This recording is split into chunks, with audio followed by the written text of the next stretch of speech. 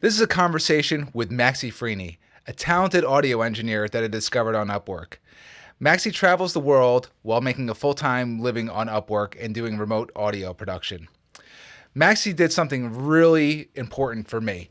He did the impossible. He took a CD that I had recorded 20 years ago with my band Second Chance when we were just teenagers. He extracted the vocals from that CD and was able to tune my less than perfect vocal performance from my teenage years. This project was super important to me, and to take that now 20 years later and apply modern technology to this and tune the vocals in such a way that would actually make them passable today in a modern context was nothing short of a miracle. On this podcast, Maxi talks through his approach on how he approached Upwork to go from no clients at all to building a full-time business where he travels. Now, this podcast is not going to be one of those lifestyle podcasts or anything like that. I was sincerely just intrigued by what Maxi's story was. What I really discovered outside of this, though, was that when I looked on YouTube, there was really just this endless supply of negativity around people who were looking at Upwork as a platform. It reminds me of one of my favorite quotes from T.D. Jakes. He says, "Someone else can take the hand that you're dealt and win with it." Maxi found a way to win with this platform. My key takeaways from this podcast are: have a vision and then do the work. There's no substitute for hard work. But what Maxi did was he had a vision and then he put in the hard work. He had a vision on what he wanted to achieve as part of his life journey. He wanted to be an audio engineer that could support him and his wife in traveling the world. So he got up at 4 a.m. every morning, worked a full-time job after that, and then came home and then worked till 10 p.m. getting his freelancing career off of the ground. Another takeaway was that over-deliver value. You'll see Maxi talk a lot about over-delivering in this episode.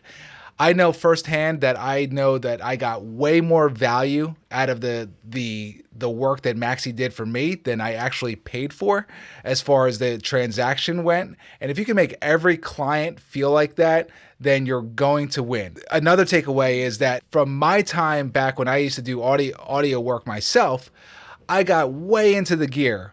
What I loved was when I saw Maxi, he had a set of headphones and he had his laptop. He downsized his setup so that he could travel. And as he says in the episode, he would love to have all of the outboard gear and everything else. But it's more about being efficient with your tools than it is about the tools themselves and getting results. I loved hearing that because the results that Maxi got for me and the work that we did together were absolutely phenomenal. I hope that you enjoyed this first episode of the Jon Kragh podcast. Hey everyone, this is the first episode of the Jon Kragh podcast, and I have an excellent guest today, Maxi Frini. He's an audio engineer, currently traveling. He's in Egypt, and I met him through a very special project for myself, which was re-engineering a 20-year-old audio CD that I did in the stone ages of my life, punk rock record. And he's a great guest to have on as a first guest because he's a technical expert. So the sound is going to be amazing for this one once we're done. So, Maxi, could you just introduce everyone, what your background is, what you do now, and we'll take it from there. Sure. Well, first of all, thanks a lot for having me here. I'm a little nervous. This is the first time I'm getting interviewed, so there's that. And I'm from Argentina. If I have to go way back to how I started, let's say I was studying for being an industrial engineer, nothing to do with audio. And I eventually realized that I was still going to the university, like several years of effort put into that. And I say the effort, but it wasn't really effort. I wasn't like trying really hard, So I was there going to the university without actually advancing in the career. At some point, I realized that music was the thing that I loved. I've been playing guitar since I was 9 years old, and I have always been in bands, playing, live gigging, whatever. So at one point, I realized that what I wanted to do actually was something that had to do with music. How tough was that decision to move out of the more, I guess, well established path of going to college and everything else, and then stepping outside and taking audio as your trajectory for your life? Was that a hard thing with pressures from the outside? Hard. Yeah, it was very hard. The most difficult thing was for me to tell myself that what I was trying to achieve wasn't something that I actually wanted to achieve, being studying industrial engineering. My father is an engineer, so I think there was never like something that came from my family telling me you need to do this. But I guess myself, I was looking at me that way, right? My father was an engineer, so that was like the logical path. So actually realizing that I wanted to do something different was very hard. Again, especially for myself, and then to communicate that to the world, right? To my parents, to my wife, who was my girlfriend at that time. Yep. And even I was working at a multinational corporation at that time, and Wow. I had like a, I don't know how to call it, like a prospect of actually growing within that company. But I Right. had to study, right? I had to get my degree.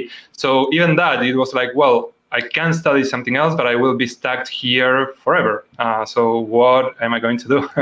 At some Yeah. point, it was very obvious. I was playing with a band at that time, and like the ambience of the people there. There were several people, and we were all friends. And um, the feeling that I got was that I basically could do whatever I wanted to do as long as I was doing what I actually wanted to do. Got it. So that was the point that I made the decision. And then I had to communicate that to everyone else, which was like the next step. And then how long ago was that decision? That's a good question. Probably 2016, around that time, by the Okay. end of that year. So not too long ago, really. Not too long ago. No. Okay. Okay.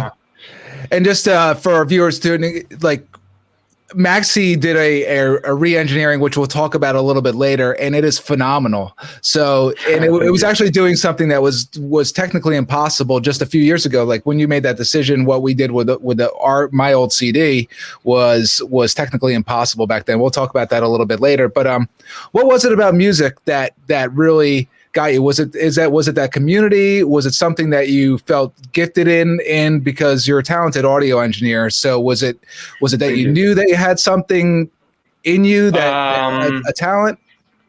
I have no idea actually. I started playing again guitar at 9 years old. I was at school, and during a break, I saw an older guy. Like, it was like a year above me, so not that old. Yep. Who was playing guitar at the during the break, right? And I thought that it was the coolest thing ever. Me and my friend thought the same thing, so we both started attending guitar lessons. And from that point on, it's been always there. Music has always been there. Even at some points during my life that I wasn't playing or that I wasn't paying attention to that, it's been always like either listening to music or thinking about music or playing, being in bands or whatever. But I didn't have that north, let's say, of being an audio engineer. I didn't even know what that was actually. Wow. So it was, I guess, at some point, it was the realization that I wasn't that rock star that I thought at some point I would be, because I had to sit down and study whichever instrument, for example, guitar, put the effort on being actually good, which Yep. I didn't have the, I don't know, I wasn't doing that. So kind of naturally, by, I don't know, playing with recording myself at home or whatever, I started getting into recording, and eventually I realized that, well, there's a whole world behind recording studios and audio engineers and music producers, and I started getting more into that and realizing that that was what I wanted actually to do. Fantastic. Okay, so for our listeners that are going to jump in on this interview, I just want to give some context on the project that we did together. So, as our listeners may find out as they go through some of these podcasts, I run a software company and some other things, and I'd been working with a lot of clients, and it was near Christmas time, and I said I want to do something that is meaningful for myself, which was re-engineering a 20-year-old CD that I had recorded as a 19-year-old. And at that time, we didn't have auto-tune. We didn't have DAWs, digital audio workstations. It was 2-inch tape. It was an engineer that was half asleep at the soundboard recording our CDs, and I often looked back at that experience, and I started to do some research on maybe it's possible, and for listeners that may not know, if you wanted to actually take the vocal and fix it today, in the past, that without having the original multi-track recording, that was technically impossible in the past. So I started to look and investigate, what are the possibilities today with technology to potentially correct vocals that are already in a mix. And I did some research. I posted this. It looked like there were some very new nascent technologies around artificial intelligence that could identify a vocal, pull it out, and re-engineer it. So I went on to Upwork. I've had this idea that I can find global talent that is very specialized at a very specific thing. And I posted this job on Upwork, and that's how I met Maxi. And just to give listeners, we talked before this interview about, what story do we want? What do we want people to get out of this? So from my perspective, the value that I've gotten out of our relationship is I have found someone that was eager to make this work, to this re-engineering effort, which has worked phenomenally. I'm extremely excited with the results that we were able to get from a 20-year-old CD. And then on Maxi's side, what I find super interesting is this story of how he's embraced Upwork and moved now. He's traveling with his wife around the country. So just to give the listeners the context of how we met. And from that, before this interview, I started to look at what's the experience. What are the popular videos on YouTube around Upwork? And they were all very, very negative. So in the pre-interview here, Maxi gave me a different experience with his view on Upwork. So let's take that. Let's go down that story for a little bit around like what is a typical day of Upwork? What's been your experience on getting onto the platform? Because it seems to be very different than videos that I've seen, at least on YouTube around this. So tell us a little bit about your experience on that platform. Yeah, definitely. For sure, my experience feels very different. I actually run the same experiment of going into YouTube and looking for videos. And again, people don't like Upwork. They make fairly good points. For example, they do take like the percentage of your earnings. And well, they have a system that if you embrace it and understand how to use it, things run smoothly. But they still get a chunk of your money, right? So that's one of the things that people online seem to not like. For me, I was working in a different job that I didn't like at all. I was already, I finished my studies with audio engineering. So I was trying to look for a way to start working with music or with audio in general, right? I didn't, at that point, I haven't gotten the job that I had in a recording studio. So I was fairly new. I wanted to make a change. And this idea of starting to travel was around all the time because my wife, she's always wanted to do that. So we knew that at some point we were going to do that. So it was like, okay, we're going to embark on this journey. How can we sustain ourselves? How can I work? And while traveling, how can I keep doing the thing that I love, right? So I went online and I started looking for freelancing, just that word, freelancer, to find out how could I start working on internet and as a freelancer. I didn't even know what that implied, what that meant. Yep. I have no idea. So the first webpage that appeared was Upwork. So I was like, okay, let's go in there and start finding out. Let's create a profile. Let's see what I can do with that.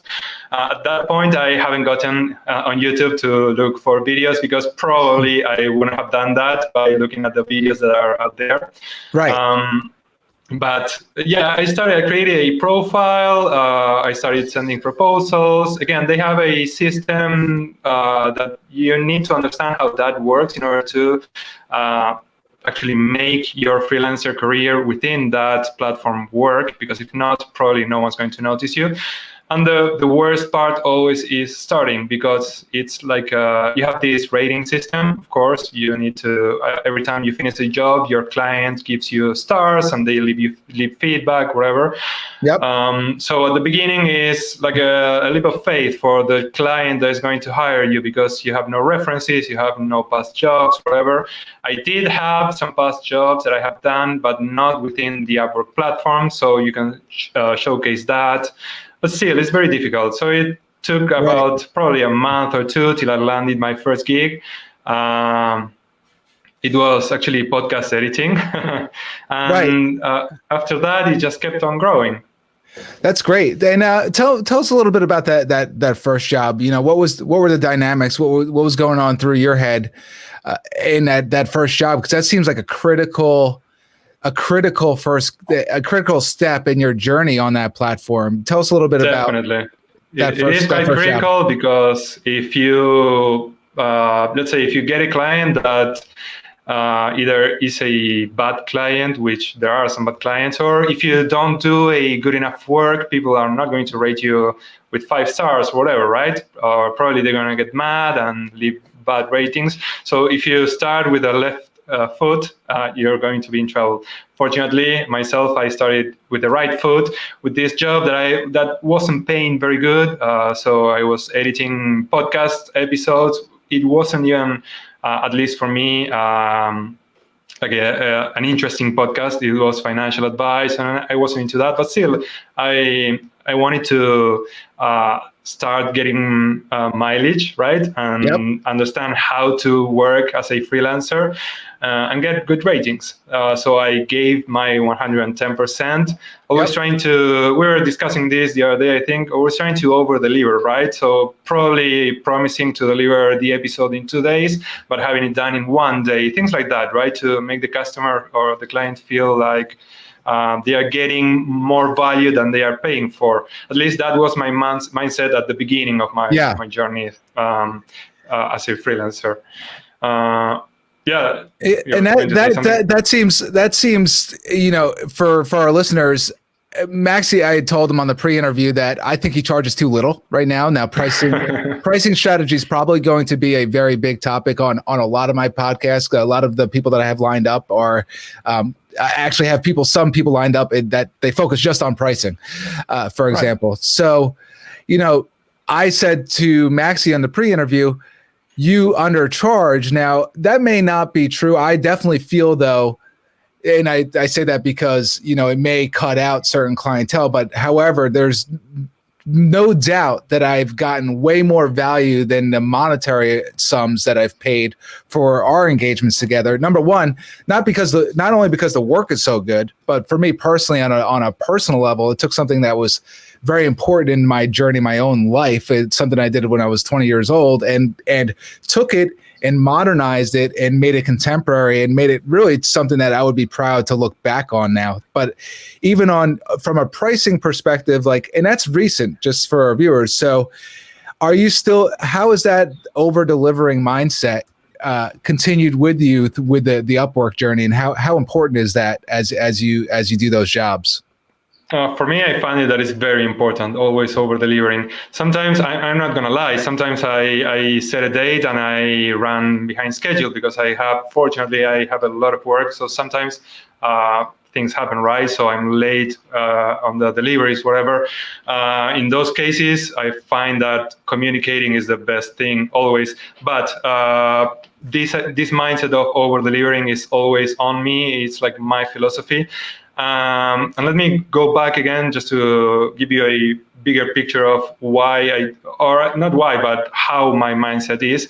When I was starting to transition from this last corporate job that I had and started freelancing and landed this first gig, there was a time that I woke up at 4:30 or 4 a.m. I worked until 7:30, which was when I went to this job that was 10 hours a day. And after coming back after those 10 hours, I continued working as a freelancer. I love it. So my philosophy is always give it all and over deliver, because I had this idea, this goal in mind that I wanted to just work as a freelancer with audio, with music, with audio, wherever it was. So I needed to give everything from me to make this possible, to make this happen, right? So to tie it back to the over-deliver, I feel I needed, and I still need to over-deliver to my clients and to myself, so that I can go to the places that I want and achieve the goals that I have in mind. Definitely. Wow, there's so much to what you just said that is so valuable for so many people to hear, because I often get talked to. I've been self-employed for I guess probably almost, I can't remember if it's 15 or 20 years. So it's been a long time. So I've been an independent consultant for forever. I kind of get to call my own shots, but I'm very much similar to you in that I have to deliver projects, etc. But to make that break from a corporate life into freelancing or being independent in any way, a lot of people come to me and they think they're going to make that jump. And my advice always is do it while you have a job. So that drive to wake up early in the morning and do that window of time, then do your corporate job and then do the extra window of time is so smart, because number one, it takes the pressure off of having to of the projects, which inadvertently actually makes you better at delivering for your clients. I found that often that, if the pressure's off to a degree where you can serve them better, you're not as afraid to say, you should do X, Y, or Z, because the worst case is that okay, you don't have that client anymore, but you have your corporate job. So there's so much to it. It's not just de-risking from a perspective. It's actually in service to clients. You can do a better job during that time period as well, because you're de-risked. So yeah, definitely. I'm not going to lie though, it was a hard time because I was working a lot. I was rehearsing because I was playing at one point I was in 3 bands, so it was really a messy and rocky time. I didn't sleep at all. But today I'm at the point that I am, especially being able to travel and sustain us, right? Monetary speaking, because of the effort that I put in during that time, for sure. For sure, it's what's made today possible. So tell everyone, you're from Argentina. Yeah. However, where are you now, and how did you get there? Right now, I'm in Egypt, in a place called Dahab, which is over the shore of the Red Sea. It's like a very small town, very hippie, very nice. A lot of sand, a lot of coral reefs. It's awesome. The plan was to stay here for 2 weeks, and we said that in November. We are still here. So yeah, there's that. So for our listeners, but when we did the pre-interview, I said to Maxi, what kind of mic do you have? A mic, or it was something along those lines. And Maxi does audio engineering, so I thought, probably has a great mic, probably has great audio set. But when you're producing audio for listening, you don't have to get the input section perfect. So Maxi, you had to run out to get a mic, which actually sounds phenomenal. How hard is it to get what I would call normal things that probably most of society now is used to getting at least I'm from the United States, so we can order anything off of Amazon. It's on our doorstep 2 days later. How hard is it to get things like a mic? What was that journey like where you are? Well, there are a few places. First of all, it's very difficult, to be honest. If you had to buy something musical, let's say a microphone, whatever, it's very difficult. Probably if you go to Cairo or bigger places, I guess there are more things, right? But here in particular, it's very difficult. So for this particular mic, which is a very cheap mic, I have no idea what the brand is. I happened to be at a store the other day that kind of fix computers and sell, I don't know, hard drives, memory sticks, whatever. And they had this microphone lying there. And I was like, okay, probably I should buy a microphone because I do need to have a microphone. And that was 2 days before our talk the other day when I was like, okay, I really need to get a microphone. Yeah. So I just went there, and I think it was the only one they had. And I haven't seen another microphone in a different place. Yeah. So I would say it's very difficult. And coming back to Amazon and ordering things, we don't even have an address here. It's like the building that's next to the National Bank at this place. So no delivery, no anything. So it's very difficult. The destination that's there, it's you said, I think you said it was a diving town or some sort. So what? Yeah, so it's like one of the best places for diving, either scuba diving or free diving. There's a lot of kite surfing and windsurfing too here.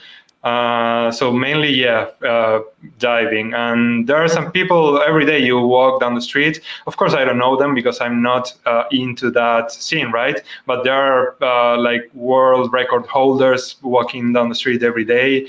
Wow. It's like a very, very well-known place if you are into that. And so what brought you there? Do you guys have does your wife, or is your wife into diving, or it was just some place that you guys found? How did you pick it? Yeah, so we started traveling last year. We went to Spain. We got stuck during the quarantine, so we ended up being 6 months in Spain. After that, we went to Turkey, and in Istanbul, we met another couple. So a guy from Chile, which is a country that's right next to Argentina, and his wife, which is Russian. So we met there. We had a good time. We were staying at the same Airbnb, and eventually we left. We kept traveling around Turkey, and a few months later, he sends me a message saying, "Hey, we're going to Egypt because it's opened." At that time, Turkey was about to start closing everything again, and our visa was expiring. So we were like, "Okay, let's go to Egypt because they are there." And we, of course, who doesn't want to go to Egypt, right? And eventually they said, "Hey, we are here in this town called Dahab. It's this, diving, beach, whatever. So sure, let's go there. Eventually we'll go to Cairo and see the pyramids and everything." And we just loved it here. That's great. Were you able to make it out to the pyramids and do the whole touristy thing, or not yet? Not yet. We're going in June. So in June we decided that it's going to be the moment we leave Dahab, and we're going to travel around the rest of Egypt. Fantastic. We're going to go. So you've taken this stance of over delivering on Upwork, and really now built a freedom. This is not going to be a freedom podcast. I know that there's so many people like that do that. I want to be focused more on creating value, capturing value in the world. Those are things that really interest me. What makes people say yes to things. So circling back to the over delivering piece now. How has your business grown? How has your business evolved in the last year, especially during the COVID times when so many different businesses that were impacted dramatically? Spending was reduced for a lot of people. Did you see a noticeable decrease in business? An increase? It stayed level? How has the last year been for you? Actually, I felt a very huge increase in the amount of work and the offer. So let me break that down. The moment we started traveling, which was again last year, March, I was working as a freelancer, but at that particular moment in time, I didn't have the amount of clients and the job offerings that I have now. So I had this kind of fear, right? Of, okay, are we going to be able to actually make this thing work? Am I going to be able to work in this field that I love, this way, online, freelancer? Am I going to make it work? So for a period of time, let's say the first month, probably the first 2 months, I was plugged into my computer and my cell phone, always sending proposals, answering requests, talking to people, potential clients, everything. So again, the same mindset of being available and giving myself to the opportunities, which was waking up at 4 a.m. or everything that I have done before that. At that point was, okay, let's be available and let's make this work. So I used to wake up at, 3 a.m. So checking my messages, see if someone sent me an invitation or whatever. Yep. And during that period of time, I made my business grow like exponentially. And I noticed, in particular with COVID, that many people wanted to do something with things that probably their hobbies or their music or things that in a normal day-to-day probably you put on the back instead of actually doing them. And suddenly people had a lot of time, so they were open to having people work with them with whatever it is that they wanted to do. Either take classes. I was teaching Pro Tools a lot, or mixing music, or people starting podcasts, whatever. So I personally found that since people were in lockdown within their houses, not going out, not going to work, whatever, they had a lot of time and wanted to embark on projects that probably they wouldn't have if they had to go to work or whatever. So Yep. to summarize, yeah, I found that my business was exponentially growing and that the availability of clients, let's say, was much bigger. So it Wow. was the opposite of, fortunately for me, right? I know this is not what happened to everyone, because there are stores or businesses that went down and had to close. But for Yep. me particularly, it was a good time in that sense. Wow. Yeah, that makes a lot of sense when you point it out like that. However, I think a lot of your positioning prior to that really set you up to handle that surge. So when people were looking, without a doubt, that's fantastic. That's fantastic. Yeah. And it's really what I keep hearing in your story is about the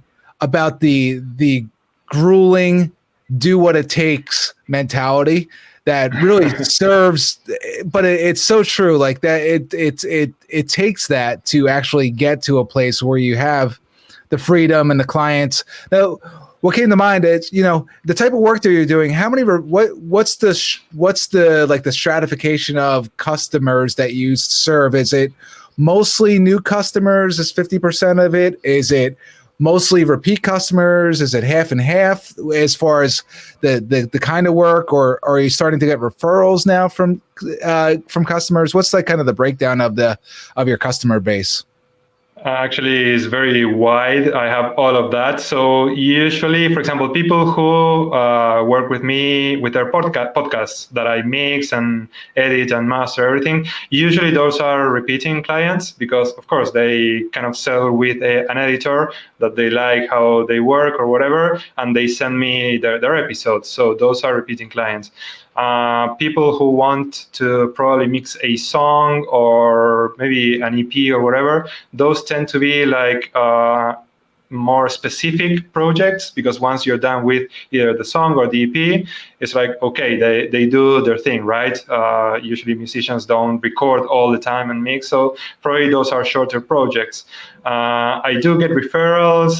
Some people, I get them from out of Upwork, new clients. It's basically all of that. But if I had to take a wild guess, I would say that repeating clients are at least 50% of my clients, especially because of this, of the podcast editing and everything. Awesome. And then, so our listeners can hear, the project that I posted was very unique, right? I feel Definitely. That it was, and what drew, and so just to rehash why it was unique, it was like, it was basically something that was impossible a couple of years ago, right? You couldn't remix you can't take a CD that had no isolation and remix just the vocals and tune it and then add effects and everything like that. So what attracted you to that? If I'm looking at jobs on there, I'm thinking, I'm going to do the stuff that I'm good at. I'm going to stick with my zone of comfort. What drew you to my bizarre and unique project on Upwork?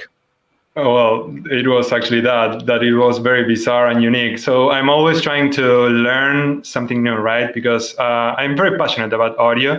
I won't claim that I'm the most knowledgeable people on that subject, because I'm always learning new things from either people that I meet in person, or I don't know, YouTube or whatever. But I'm very passionate and I do want to learn, and I want to apply things that I learn all the times to level up my game, right? So when I read your job description, I was like, okay, this is technically possible because the tools are available nowadays. I remember you were talking about an AI service online that extracted the vocals, and I was like, okay, there's also this other way of doing it. Which would be the best way? I have no idea. Right. And before looking at your job description, I was working with another project in which we were remastering very old tapes. There were tapes that I think the guy lives somewhere in the south of the US, so it was very hot. So the tapes were in a very bad shape. So the idea was to restore them, like clean them and take out the wobbliness of the tapes, whatever. So I had that a kind of experience which was similar to what you were asking, but your job description went a step farther, right? Isolating the vocals, remixing them. That was something I didn't. I haven't done before that. So I was like, okay, technically it's possible. I want to land this job because I want to test how I would do that, because it seems very interesting. So the moment I saw the job description, I was like, all right, this job is going to be for me. I just need to convince this guy to give that to me. So that's when I sent the proposal. Definitely, it was the uniqueness and the challenge of the experience that I wanted to take.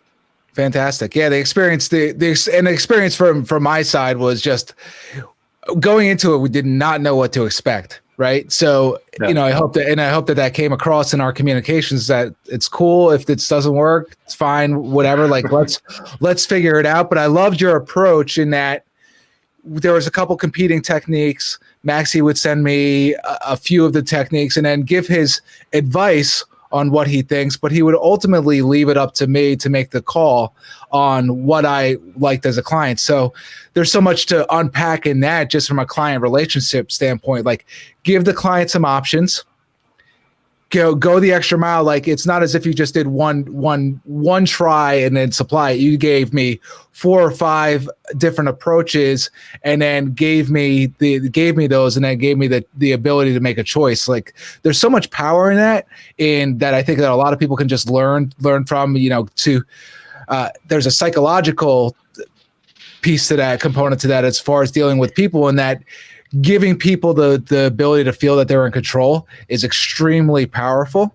And not to say that I would have acted any differently, but coming with that approach for clients, I think is a hugely valuable technique that I found in my personal dealing with clients. Is like, give people the ability to be in control, and there's so much to that. So when you, especially working with musicians, right? Because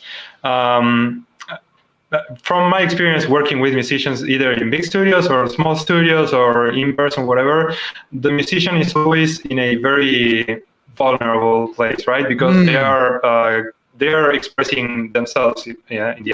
So I learned that you need to communicate whatever it is that you want to communicate in a way that they don't feel threatened, or they don't feel disrespected, or they don't feel any negative feelings, right? Wow. So you need to find a way to communicate your ideas.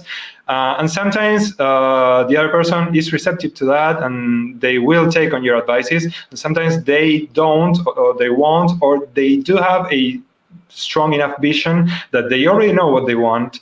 And it may be different from what you're advising. So that's okay. And in the end, the musician is the one who is in control of the music, right? So at least that's my approach. I don't know if everyone does that.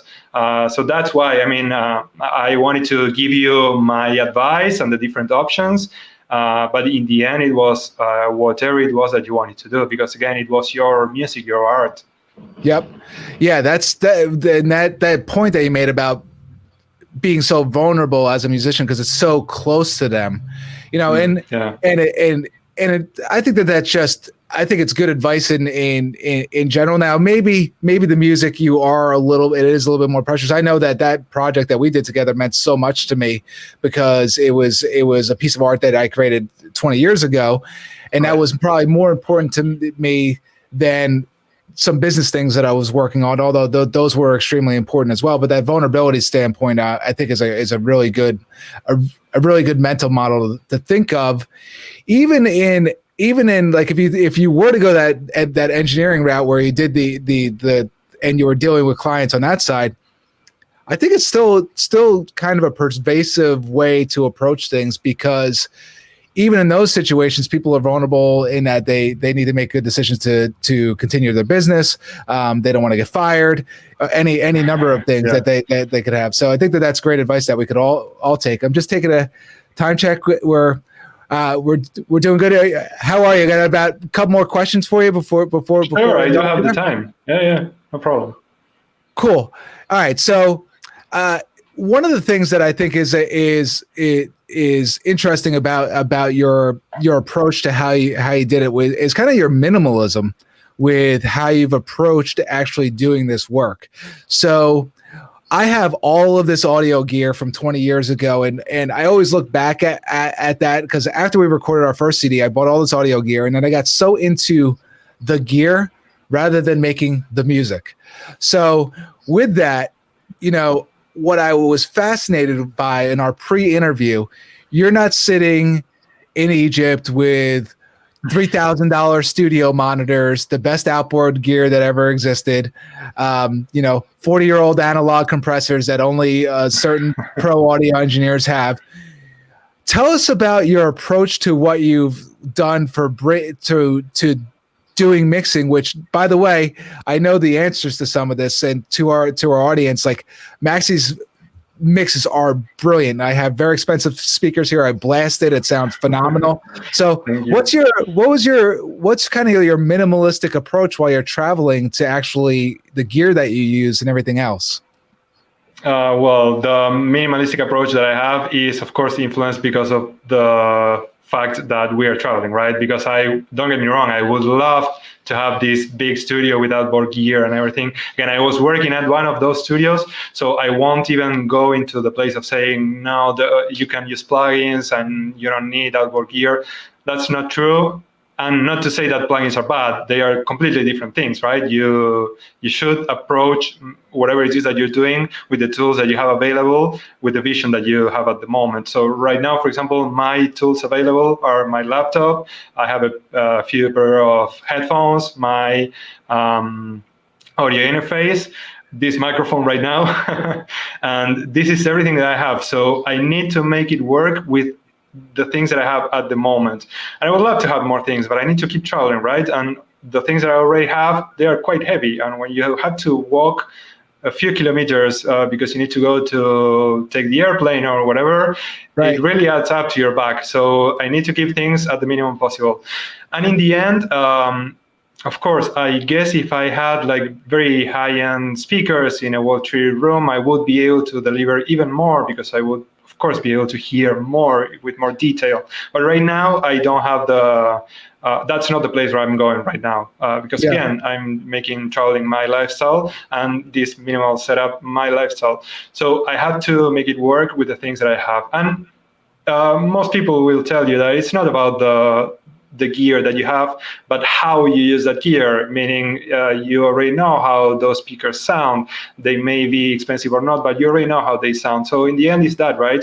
Getting to know the things that you have and making them work at their best, at their peak. And eventually it's making yourself work at your peak because you need to excel with the limited options that you have at the moment. That being said, in terms of plugins, again, there's people, we mentioned the other day, I'm not comparing myself to Andrew Sheps, but I know that he mixes with his laptop and a pair of headphones and just plugins, and he's a world-class mixing engineer. So if he can do that, probably I could do the same, right? So I'm on that path. I want to love it to go that way. Yeah, if he can do it, why not you? So that's fantastic. Yeah, when I got into audio back 20 years ago, when I got too into the gear, I remember there was a set of studio monitors that like didn't sound that great that every main engineer used back then. They're the Yamaha NS10 maybe. The NS10s, yeah, definitely. And I think that was because and what something that you said in there was that how your gear sounds in relationship. So knowing your tools and being comfortable with them and then being able to work them efficiently is it's so true. That's so much more important than the gear itself.